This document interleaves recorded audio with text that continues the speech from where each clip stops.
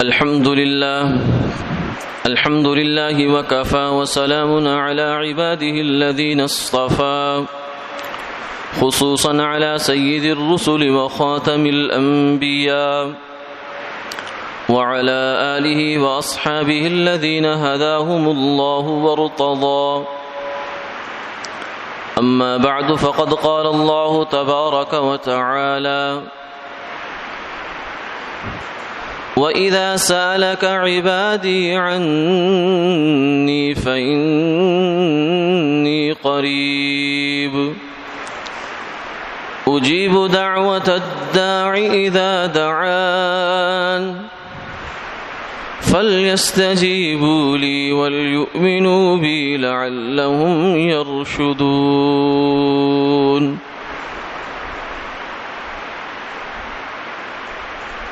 وقال النبي صلى الله عليه وسلم: الدعاء مخ العبادة. وقال عليه الصلاة والسلام: الدعاء هو العبادة. وقال النبي صلى الله عليه وسلم: وَإِذَا اسْتَعَنْتَ فَاسْتَعِنْ بِاللَّهِ. صدق الله العظيم وصدق رسوله النبي الكريم ونحن على ذلك لمن الشاهدين والشاكرين والحمد لله رب العالمين. اللهم اغفر لي واغفر لي، اللهم اهدني ورشدي واشرح لي صدري ويسر لي.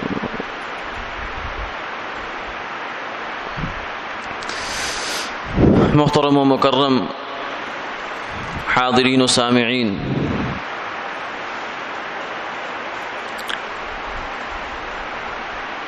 اللہ رب العزت نے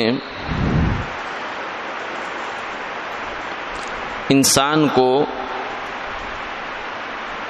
پیدا کیا اور اس کے ضمیر کے اندر، اس کی طبیعت کے اندر، اس کی فطرت کے اندر اپنی طلب اور پیاس رکھ دی. ہر انسان بنیادی طور سے اللہ کا طالب ہے، چاہے اسے اس بات کا احساس یا علم ہے یا نہیں ہے، کیونکہ ہر انسان دنیا میں کچھ چاہتا ہے.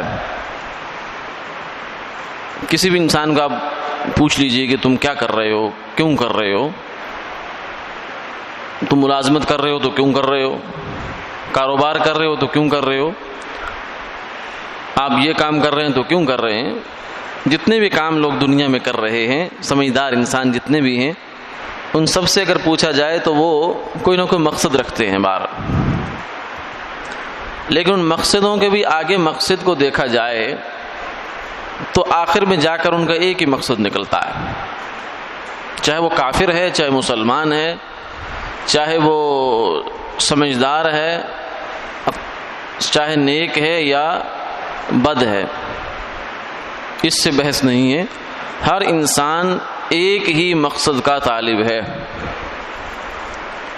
سمجھنے کی بات یہ ہے، ہم میں سے ہر آدمی بھی اسی ایک مقصد کا طالب ہے، چاہے اس کے لیے راستے 10 ہیں لیکن جا سب وہیں رہے ہیں. چاہے وہ پیسے کی صورت میں اس کو طلب کرے، چاہے وہ اس کو خواہش نفسانی کی صورت میں طلب کرے، چاہے وہ اس کو جاہ و اقتدار کی صورت میں طلب کرے. زُيِّنَ لِلنَّاسِ حُبُّ الشَّهَوَاتِ مِنَ النِّسَاءِ وَالْبَنِينَ وَالْقَنَاطِرِ الْمُقَنطَرَةِ مِنَ الذَّهَبِ وَالْفِضَّةِ وَالْخَيْلِ الْمُسَوَّمَةِ وَالْأَنْعَامِ وَالْحَرْثِ. فرمایا کہ لوگوں کی نظر میں مزین بنایا گیا ہے. کس نے بنایا ہے؟ بنانے والے نے بنایا. خواہشات، اس کی محبت من النساء عورتوں کی ہو، والبنین اولاد کی ہو، والقناطیر المقنطرۃ من الذهب والفضہ، سونے چاندی کے ڈھیر لگے ہوئے ہوں، یہ پیسہ ہو گیا۔ والخیل المسومہ، گھوڑے ہوں نشان لگے ہوئے، والانعام، چوپائے ہوں، والحرث، کھیتی ہو۔ قرآن پاک میں یہ چند عورتیں ہیں، خواہشات ہیں، عورتیں ہیں، اولاد ہے، مال و دولت ہے، چوپائے ہیں، اور پھر اس کے بعد آگے کھیتی باڑی۔ یہ بنیادی چند مثالیں بیان فرمائی ہیں، ورنہ اگر غور کیا جائے تو پوری جتنی بھی اس وقت دنیا میں انسان ہیں، سب کی جو محنت اور کوشش کا محور ہے وہ یہی نکلتا ہے۔ اس کو مزید اگر مختصر کیا جائے تو اہل علم نے کہا کہ 3 خواہشات ہوتی ہیں انسان کی، بڑی بڑی، جس کو اگر آپ مزید آگے کھولیں، ڈیٹیل میں جائیں تو بہت زیادہ بن جاتی ہیں، لیکن اگر آپ ان کو سمیٹتے چلے جائیں تو 3 خواہشات پہ جا کر انسان کی طلب رک جاتی ہے۔ سب سے پہلی خواہش ہوتی ہے پیٹ، کہ میں کھاؤں کیا، کیسے، کتنا کھاؤں، مزیدار سے مزیدار کھانا کھاؤں۔ پھر اس پیٹ کے ساتھ جڑی ہوئی خواہش ہے شہوت کی، جسمانی تقاضا جو انسان کے اندر اللہ نے رکھا ہے، جس کے لیے شادی نکاح کا ایک راستہ رکھا ہے، جس کو پورا کرنے کے لیے والذین هم لفروجهم حافظون الا علی ازواجهم او ما ملکت ایمانهم، جو اپنی شرمگاہ کی حفاظت کرتے ہیں سوائے اپنی بیویوں کے یا باندیوں کے۔ تو یہ پیٹ کی خواہش ہیں دونوں، کیونکہ جو کچھ انسان کھاتا ہے وہ کچھ تو فضلہ بن جاتا ہے اس کا، جو فوراً ہی نکل جاتا ہے، کچھ جو ہے وہ جسم کا حصہ بنتا ہے، پھر وہ اپنے وقت پر نکلنے کی خواہش رکھتا ہے، وہ خواہش بن جاتا ہے۔ تو یہ ایک خواہش تو یہ ہو گئی کھانے پینے کی، یہ 2 بنا لیں آپ اس کو، تو اس کے بعد جو ہے وہ جسمانی تقاضا، جنسی تقاضا جسے کہتے ہیں، یہ ایک خواہش ہے انسان کی۔ اس کے بعد اگلی خواہش ہے مال، حب مال، کہ میرے پاس پیسہ زیادہ سے زیادہ ہو جائے۔ کتنا ہو جائے کوئی حد نہیں، یہ بھی انسان کے اندر اللہ نے خواہش رکھی ہے۔ بلکہ خود ہی فرمایا کہ اگر ابن آدم کے لیے ایک وادی سونے کی ہو جائے، وادی بہت بڑا ایریا ہوتا ہے، چھوٹا نہیں ہے، وادی کشمیر ہے، وادی جہلم ہے، وادی کاغان، ناران، اور یہ جو ہمارے ہاں وادیاں قریب قریب میں ہیں، یہ اگر ساری سونے کی بن جائے، جتنے پہاڑ ہیں اس کے اندر سب سونے کے، پتھر بھی سونے کے، مٹی بھی سونے کی، درخت بھی سونے کے، سارے سونے کے بن جائے، تو اندازہ لگائیے کتنا سونا ہو جائے گا۔ فرمایا کہ اگر ابن آدم کو، ایک انسان کو یہ ساری دے دی جائے کہ یہ تیری ہے، تو پھر تمنا کرے گا، خواہش کرے گا کہ کاش ساتھ والی بھی مل جائے، کیونکہ یہ خواہش اس کی کبھی پوری نہیں ہونے والی۔ منہومان لا یشبعان، فرمایا کہ 2 پیاسے ایسے ہیں کہ جن کی پیاس کبھی نہیں بجھتی، جن کی حرص کبھی ختم ہی نہیں ہوتی۔ منہوم فی العلم و منہوم فی المال، جو آدمی علم کا پیاسا ہے اس کی پیاس کبھی نہیں بجھتی، اور جو آدمی مال کا پیاسا ہے اس کی بھی خواہش کبھی نہیں بجھتی۔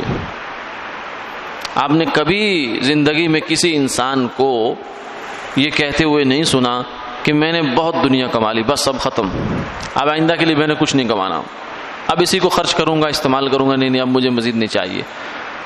تھک جائے، ہار جائے، حالات سے مجبور ہو کر بیٹھ جائے، وہ ایک علیحدہ بات ہے، ریٹائرڈ ہو جائے، لیکن جذبہ کبھی بھی ریٹائرڈ نہیں ہوتا انسان کا۔ خواہش تو مال کی خواہش دوسری خواہش ہے۔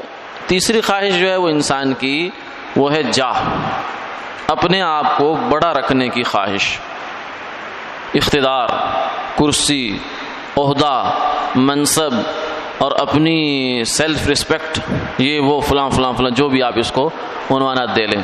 تو یہ 3 بنیادی طور سے انسان کی خواہشات ہیں، حب مال ہے، حب جاہ ہے، اور حب شہوات ہے، پیٹ کی خواہش ہو یا جنس کی خواہش ہو۔ تو ان سب خواہشات کو اگر مزید آپ نچوڑیں اور ان کا خلاصہ نکالیں تو وہ کیا ہے؟ انسان کی دل کی تسکین. کیونکہ یہ سب چیزیں حاصل ہونے کے بعد بذات خود تو مقصود نہیں ہیں. ایک انسان کو اگر کرسی مل گئی تو اس کی دل کی تسکین ہو گئی. ایک انسان کو اگر عہدہ مل گیا تو اس کے دل کے اندر ایک خوشی محسوس ہوتی ہے کہ ہاں مجھے کچھ مل گیا، میں نے کچھ حاصل کر لیا، میں نے کچھ پا لیا. مال آ جاتا ہے تو اسے ایک اطمینان ہو جاتا ہے، ایک سکون سا ہو جاتا ہے کہ ہاں اب میرے پاس اتنا ہے کہ خدا نہ خواستہ اگر میرے اوپر کوئی حادثہ آتا ہے، کوئی برا وقت آتا ہے تو میں محتاج نہیں ہوں گا. یہ ایک اطمینان اسے مل جاتا ہے، ورنہ مال کو چاٹتا کوئی تھوڑی ہے. کھانا انسان کھاتا ہے تو وہ جو ایک طلب ہوتی ہے کھانے سے پہلے کی وہ ختم ہو جاتی ہے، ایک تسکین ہو جاتی ہے، سکون آ جاتا ہے. یہی حال جنسی تقاضے کا ہے کہ اس سے پہلے انسان کے اوپر ایک جو ہے وہ عجیب سی کیفیت طاری ہوتی ہے جسم پر، لیکن جو ہی وہ تکمیل ہوئی تو سکون آ گیا. تو نتیجہ یہ نکلتا ہے کہ انسان کی جتنی بھی خواہشات ہیں ان سب خواہشات کو کا اصل منبع جو ہے وہ سکون ہے، کہ ہر آدمی سکون کا طالب ہے. حقیقت یہ ہے. اس لیے کوئی مال کا طالب ہے تو بھی، کوئی ملازمت تلاش کر رہا ہے، پھر رہا ہے، سی وی لے کے جا رہا ہے بیچارہ، تو اصل میں کس چیز کا طالب ہے؟ سکون کا طالب ہے. کیونکہ اس نے ملازمت کرنی ہے، ملازمت کر کے پیسہ کمانا ہے، پیسہ کما کے اس نے کھانا خریدنا ہے، اس نے شادی کرنی ہے، اس نے مکان بنانا ہے، اس نے یہ کرنا ہے، وہ کرنا ہے. اور ان سب کا حاصل پھر کیا نکلے گا؟ وہ سکون ہی نکلے گا کہ سب میں اس لیے کر رہا ہوں تاکہ میرے دل کو اطمینان ہو جائے. تو اس لیے عرض کیا کہ ہر انسان بنیادی طور سے سکون کا طالب ہے، ایک ہی چیز کا طالب ہے. اس لیے دیکھیے آپ دنیا میں کہ جب آدمی سب کچھ اکٹھا کر لیتا ہے، مال اکٹھا کر لیا اس نے لیکن سکون نہیں ملا تو پریشان ہو جاتا. بہت پیسہ کما لیا، پہاڑ لگا دیے پیسے کے، اور اسباب و وسائل بھی اتنے اکٹھے کر لیے کہ کوئی حد نہیں ہے. کنالوں میں اس کے جو ہے وہ کوٹھی ہے، بنگلہ ہے، اور عجیب و غریب قسم کے اس کے تعیش کے اور سونے کے اور لیٹنے کے اور کھانے کے اور پینے کے سامان ہیں، لیکن نیند نہیں ہے. تو اس سے معلوم ہوا کہ اب وہ انسان اس میں خوش نہیں ہے، اب وہ انسان اس چیز میں خوش نہیں ہے، اور وہ اس چیز کو مجبوراً اس میں رہ رہا ہے، ورنہ اس کا دل یہاں نہیں لگا ہوا.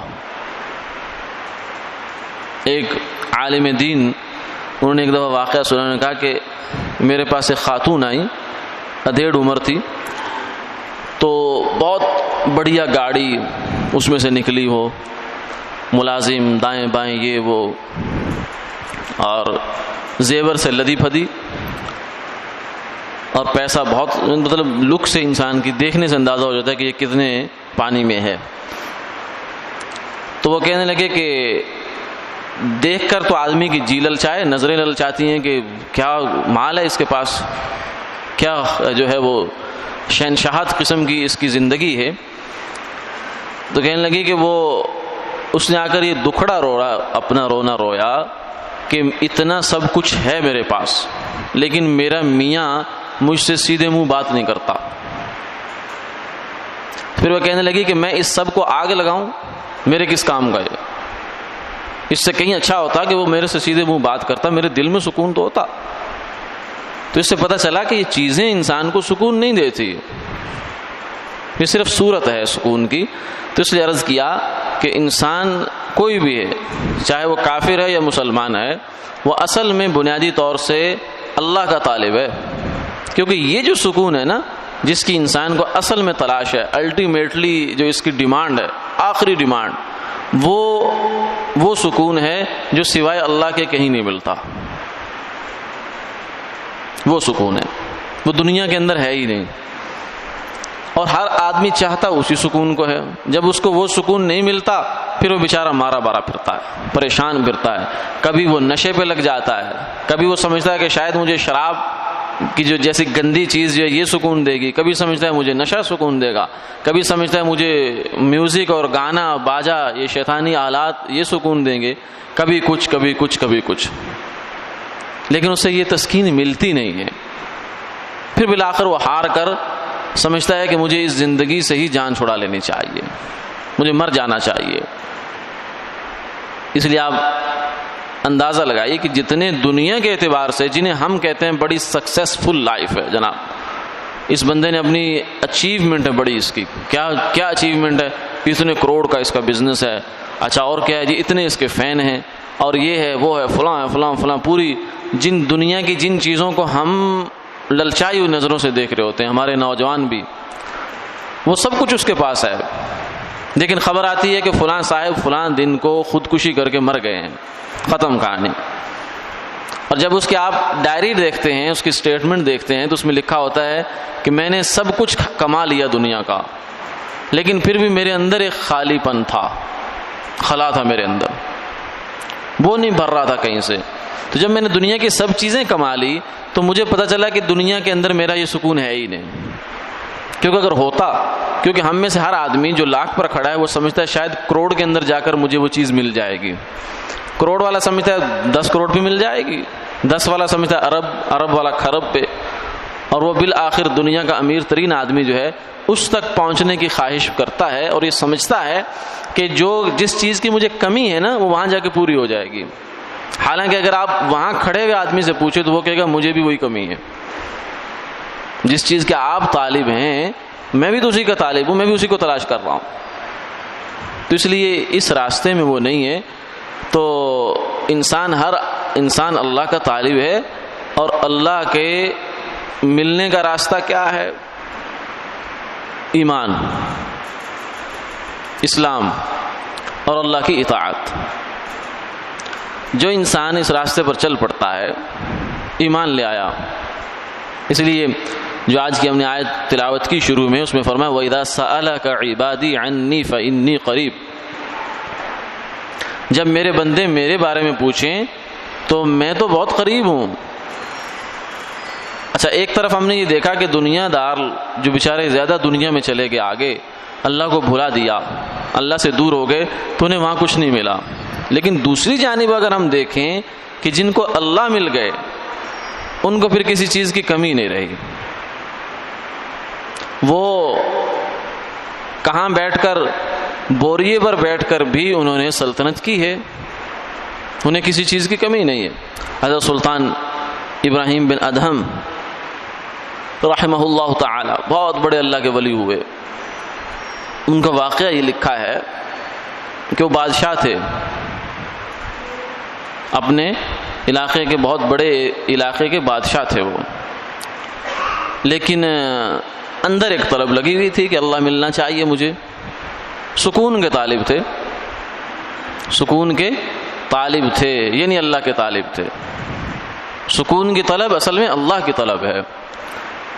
بہت خوش قسمت انسان ہے جسے یہ پتہ چل جائے کہ مجھے اصل میں اللہ کی طلب ہے، میں وہاں تک آنا ہے، ورنہ آدمی یہ انہی چیزوں میں اس کو تلاش کرتا رہتا ہے، مال میں، دولت میں، عہدے میں، تعلقات میں، دائیں بائیں کی چیزوں میں، پھر اس کے بعد آگے منشیات میں، ان چیزوں میں تلاش کرتا ہے، اصل میں وہاں ہے نہیں، جہاں ہے وہاں ہم تلاش نہیں کرتے۔ تو بہرحال ان کو یہ طلب تھی، انہوں نے ایک دفعہ ایسا ہوا کہ اپنے محل میں سو رہے تھے، تو چھت کے اوپر کچھ لوگوں کے دوڑنے کی آواز آئی، چلنے کی آواز آئی، تو انہوں نے کہا شاہی محل اور یہاں اتنی باہر سیکیورٹی ہے، لوگ ہیں، ہم محافظ کھڑے ہیں، تو یہاں کوئی آگے چھت پہ آگے کیسے چڑھ گیا؟ میری تو اس کا مطلب جان بھی خطرے میں ہو سکتی ہے اگر کوئی آدمی یہاں تک پہنچ گیا ہے۔ تو وہ گھبرا کر باہر نکلے تو دیکھا کہ اوپر کچھ لوگ ہیں، اور اس سے پوچھا بھائی تم لوگ اوپر کیا کر رہے ہو؟ تو انہوں نے کہا کہ ہم لوگ اپنا اونٹ تلاش کر رہے ہیں، ہم لوگ اپنا اونٹ تلاش کر رہے ہیں۔ تو حضرت سلطان ابراہیم بن ادہم رحمہ اللہ تعالی نے فرمایا کہ اللہ کے بندو کچھ عقل کرو، کچھ ہوش کرو کہ چھت کے اوپر اور شاہی محل کے چھت کے اوپر اونٹ کہاں سے آیا؟ اونٹ تو ویسے ہی چھت پہ نہیں ہو سکتا، تو پھر شاہی محل کے چھت پہ اونٹ؟ تو انہوں نے کہا اچھا یہ بات ہے، تو پھر سنو، اگر شاہی محل کی چھت پر اونٹ نہیں ہو سکتا اور اس کو تلاش کرنا یہ بے وقوفی ہے، تو پھر اس زندگی میں جہاں تم زندگی گزارو یہاں سکون بھی نہیں ہو سکتا، یہاں خدا بھی نہیں ہو سکتا۔ وہ کوئی اور ہے، اس کا راستہ کوئی اور ہے، وہاں جانا پڑے گا تمہیں۔ اتنی بات کہہ کر وہ غائب ہو گئے۔ وہ اللہ کی جانب سے فرشتے تھے یا کوئی بھی اللہ کی طرف سے ان کو اشارہ آنا تھا، تنبیہ تھی ان کے لیے۔ جب یہ بات سنی تو وہ پھر چھوڑ چھاڑ کے سب نکلے وہاں سے، سلطنت چھوڑی، نکل گئے وہاں سے، اللہ اللہ کرنے لگ گئے۔ ایک وقت آیا کہ ایک دفعہ وہ کسی دریا کے کنارے بیٹھے ہوئے تھے، تو انہیں ایک وزیر گزرا وہاں سے، پرانا ان کا جو کوئی جاننے والا۔ ان کی جب حالت دیکھی اس نے تو اس کو بڑا ترس آیا، نے کہا کہ یہ دیکھو کیا حالت بنا لی انہوں نے بیچاروں نے اپنی، کہاں وہ شاہی ناز و نعم، کہاں وہ ناز و نخرے، کہاں ہٹو بچوں کا شور، وہ پروٹوکول، اور کہاں یہ گدڑی ہے اور دریا کے کنارے بیٹھے ہوئے ہیں۔ تو اس نے کہا کہ آپ نے کیا سودا کیا، کیا دے کر کیا لیا، اتنی بڑی سب کچھ جاہو خدم حشم سب قربان کیا، اور آپ نے کیا کما لیا؟ تو حضرت نے فرمایا کہ دیکھو مجھے جو ہے وہ یہی زیادہ سلطنت اچھی لگی ہے بنسبت اس کے۔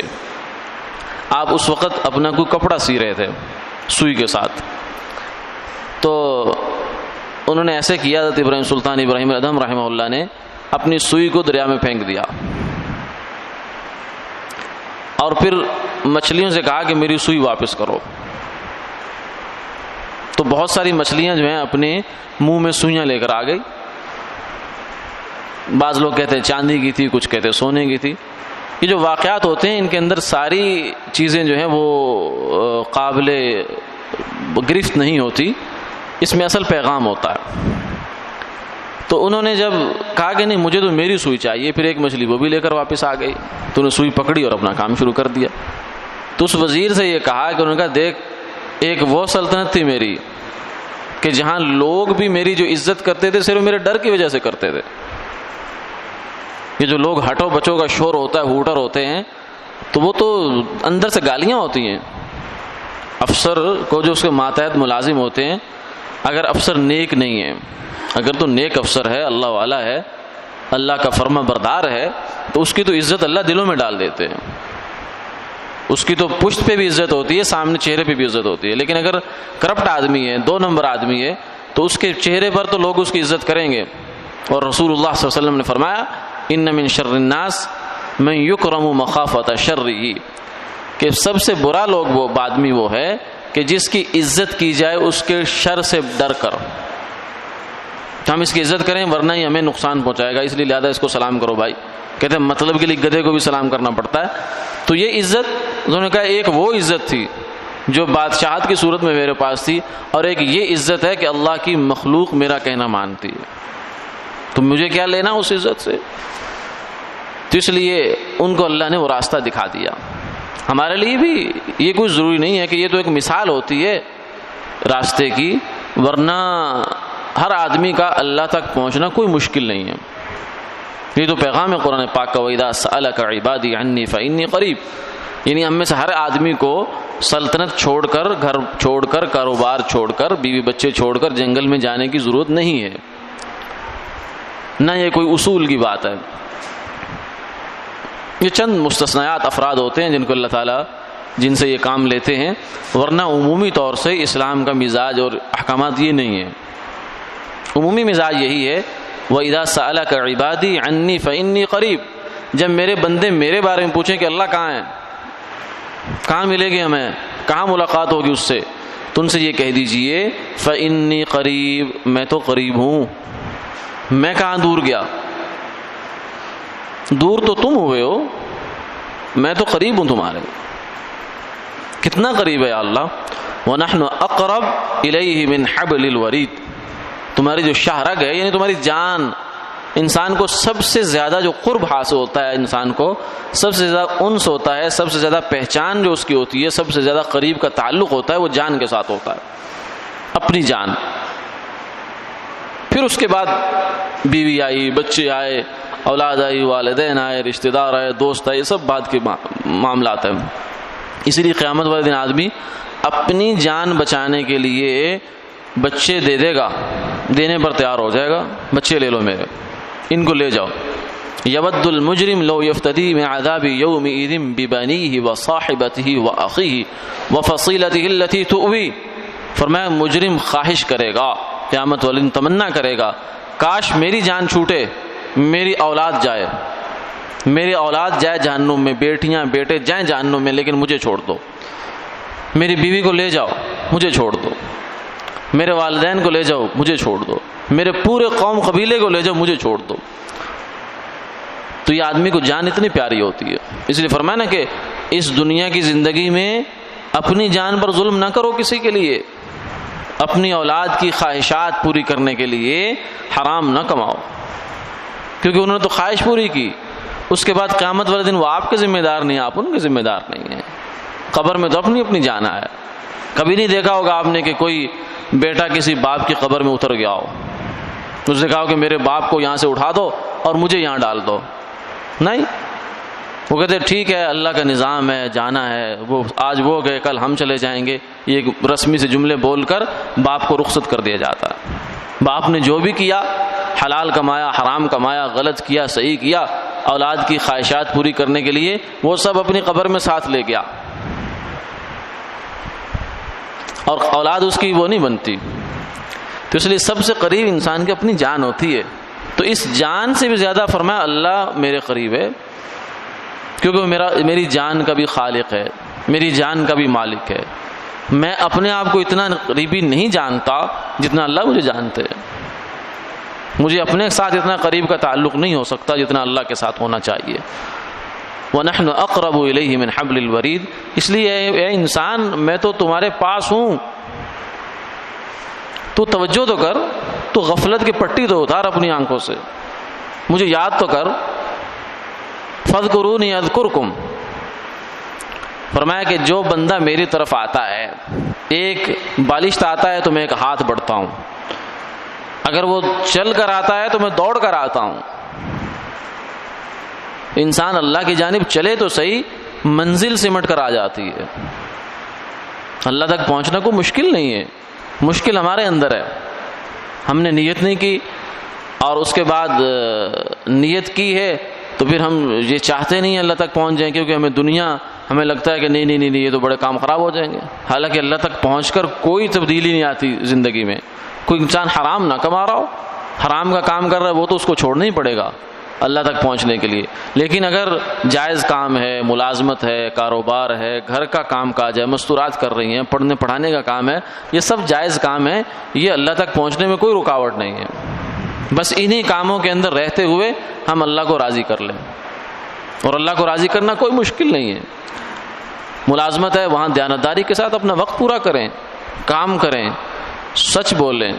تاجر صحیح سودا بیچے، جھوٹ نہ بولے، غلط خیانت نہ کرے، وعدہ خلافی نہ کرے.